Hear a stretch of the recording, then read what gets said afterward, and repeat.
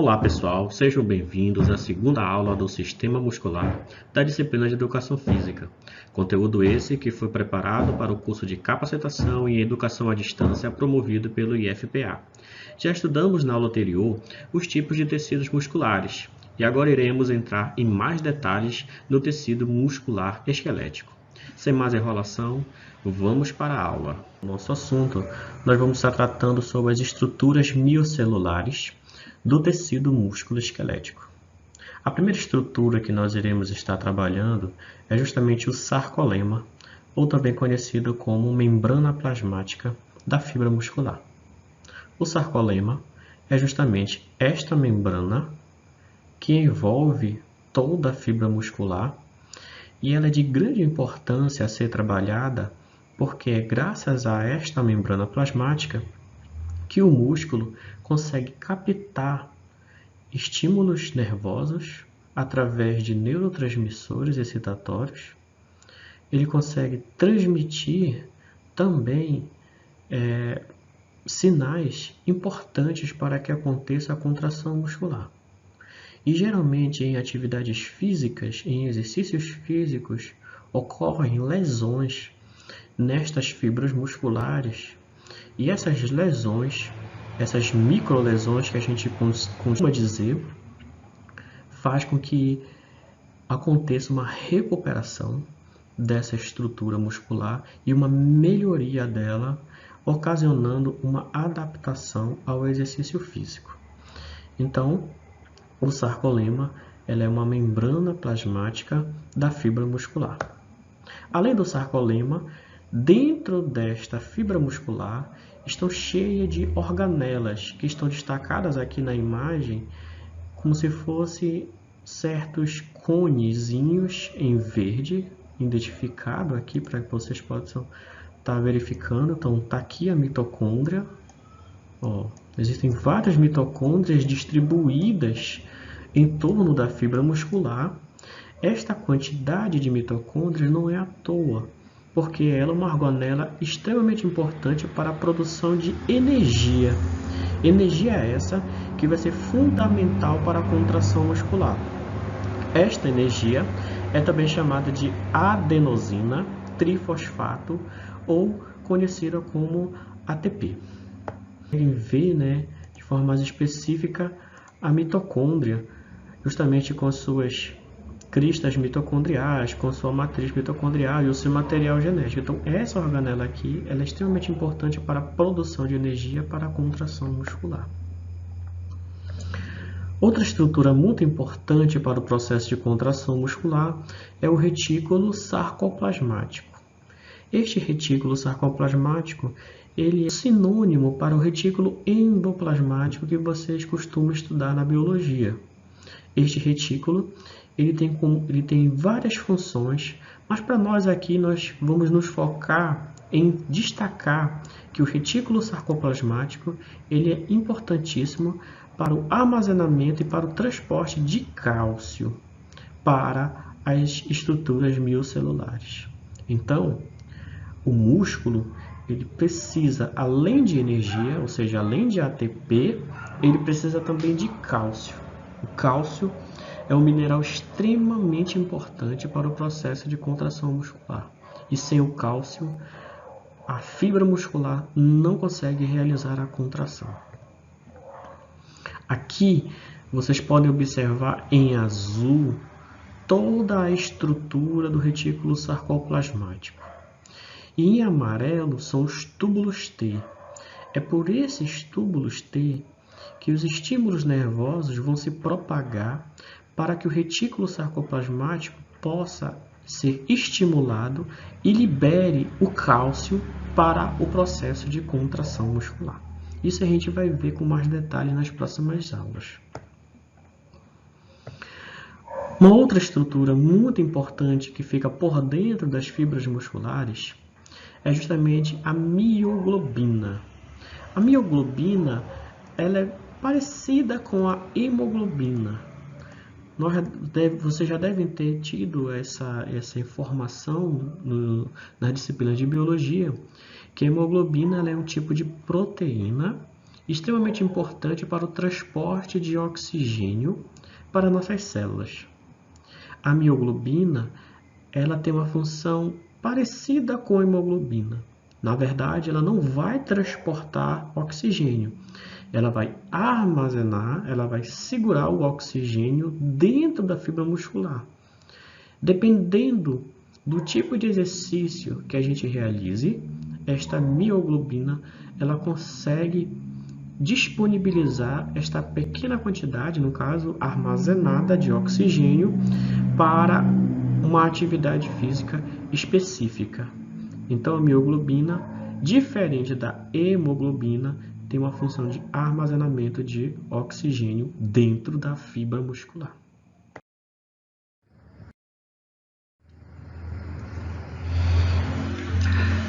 Gente, a imagem a seguir ela nada mais é do que uma representação de como o nosso músculo esquelético ele é estruturado.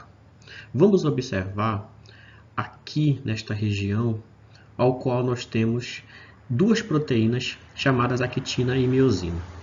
A actina é a representação como se fossem esses pentes, nada mais é do que várias proteínas de actina que acabam formando essa conjuntura em formato de pente, enquanto que a miosina são esses ganchos, esses cabinhos em vermelho. A actina são proteínas muito mais abundantes e muito menores do que a miosina, tá certo?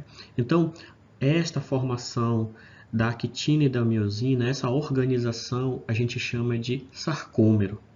Este sarcômero, ele é a unidade mínima de contração muscular. Então, o músculo ele realiza um processo de contração muscular, mas nada mais nada menos são milhares, milhões de sarcômeros que acabam contraindo-se ao mesmo tempo para que a gente perceba o efeito da contração de um músculo apenas. E aí, se formos ver, esse sarcômero ele vai continuando no decorrer do percurso dessa fibra muscular, desse percurso longitudinal. Então, nós temos aqui vários sarcômeros, e esses vários sarcômeros vão ser chamados de miofibrila. Então, gente, a miofibrila ela é um conjunto de miofilamentos, enquanto que os miofilamentos é justamente um conjunto de proteínas, actinas e miosinas dentro do músculo. Então, miofilamentos, actina e miosina. Miofibrilas, um conjunto de miofilamentos. Esse conjunto de miofibrilas, ou seja, podemos perceber que aqui é uma fibra muscular. Esta fibra muscular ela é formada por vários tipos de miofibrila. Aqui é o sarcolema, é a membrana plasmática da célula muscular. Então, este sarcolema aqui, ele possui várias miofibrilas. Então, se a gente pegar o conjunto dessas miofibrilas, nós chamamos isso de fibra muscular. Então, a fibra muscular, conjunto de miofibrilas. E o conjunto de fibras musculares, ou seja, o conjunto de células musculares que podemos observar aqui nessa representação, é o que nós vamos chamar de feixes ou de fascículos. Então, um feixe ou um fascículo é várias fibras musculares unidas umas nas outras. Lembre-se que eu falei para vocês, o que delimita uma fibra muscular é o tecido chamado endomísio. O que delimita esta região do feixe ou do fascículo é o perimísio, tá? Que é um outro tecido conjuntivo. E o conjunto de feixes é o que nós vamos chamar de músculo ou tecido muscular. Então, aqui nós temos vários fascículos ou vários feixes. Então, o conjunto desses feixes é o que nós chamamos de músculo. E o que envolve esses feixes é o tecido conjuntivo chamado epimísio. Então, gente, o epimísio é um tecido conjuntivo que envolve o músculo, perimísio é o tecido conjuntivo que envolve os fascículos e o endomísio é o tecido conjuntivo que envolve a fibra muscular. A importância desses tecidos conjuntivos, além do tônus muscular passivo que ele acaba proporcionando para os músculos em si, é justamente promover o quê? Um isolamento de todas essas estruturas que são extremamente importantes para o processo de contração muscular. Dentro dos miofilamentos, nós temos uma unidade mínima de contração muscular. Esta unidade mínima de contração muscular eu chamo de sarcômero. O sarcômero, como vocês podem observar, é justamente esta banda, né, que é uma representação da miofibrila. Esta linha mais escura e esta outra, ela delimitam o início e o fim de um sarcômero. Então, esta linha mais escura aqui e esta outra aqui é justamente esta representação que nós vimos nessa ilustração aqui. Estas linhas representam a linha Z, tá? Então, esta linha Z delimita o início e a outra linha Z delimita o fim de um sarcômero. Depois das linhas, nós temos uma região, estou logo marcando aqui para vocês verem, ó. Esta região aqui, ó, é formada apenas por proteínas de actina. Essas proteínas de actina representam o que se chama de banda I, que são regiões mais claras. Então, aqui é a banda I. Daqui para cá, nós temos o quê? Nós temos tanto actina quanto miosina. Pelo fato de ter tanto actina quanto miosina, nós chamamos essa região de banda A. Então, aqui só tem actina, banda I. Onde tem actina e miosina é banda A. Agora, onde só tem miosina, ó, só tem miosina aqui nessa região. A gente chama isso de zona H. Tá certo? Quando os músculos se contraem, o que vai acontecer? A zona H, ela vai diminuir de tamanho. Ela vai praticamente desaparecer. Por quê? Porque essas proteínas de actina, elas vão se deslizar para dentro do sarcômero, tanto do lado esquerdo quanto do lado direito. Esse deslize da actina para dentro do sarcômero faz com que esta zona H praticamente desapareça, tá certo? E vai haver o quê? Um aumento da banda A. Por quê? Porque vai haver mais proteínas da actina penetrando por dentro dessa estrutura de miosina. Então, este aqui é um corte longitudinal de como se organiza o nosso sarcômero. Agora vamos ver um corte transversal. Observa só.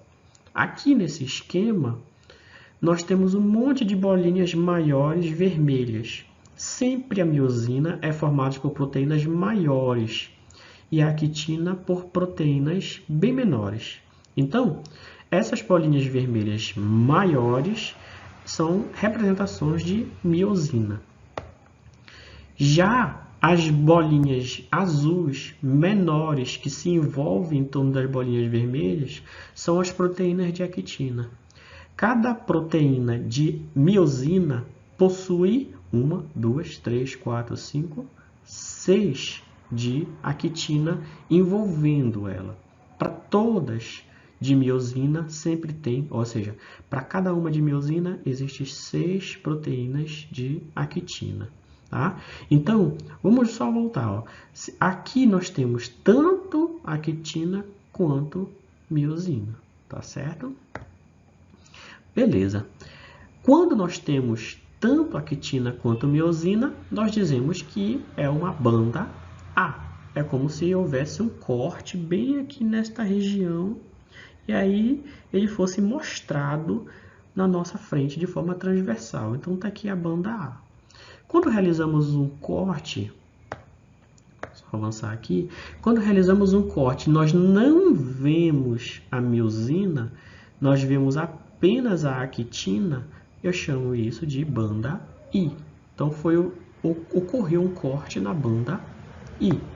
Agora, quando nós fazemos um corte no sarcômero e aparece apenas miosina, nós estamos cortando esta região aqui. Então, esta região representa a zona H. Tá bom? Além disso, para que o processo de contração muscular aconteça, é necessário entendermos 4 estruturas muito importantes envolvidas no processo de contração muscular. São troponina, tropomiosina, acetilcolina e uma enzima importante para a hidrólise do ATP, que se chama ATPase. A troponina e a tropomiosina, elas são proteínas que vão estar localizadas nos filamentos de actina. Então, vamos observar aqui. Nós temos esses bastões, que são miosina, e nós temos essas bolinhas em azul, que são os filamentos de actina. Este filamento que está envolvendo os filamentos de actina, nós chamamos de tropomiosina. Enquanto que essas bolinhas em verde são troponina. Qual a importância de cada uma delas? A troponina, observe a animação, a troponina recebe cálcio. A partir do momento que ela recebe cálcio, ela promove um determinado movimento na tropomiosina, e este movimento da tropomiosina faz com que seja permitido que a miosina possa se conectar à actina. Ou seja, sem cálcio, a tropomiosina ela impede a conexão, a junção da actina com a miosina. Somente com a chegada do cálcio na troponina é que a tropomiosina permite que a miosina se conecte à actina.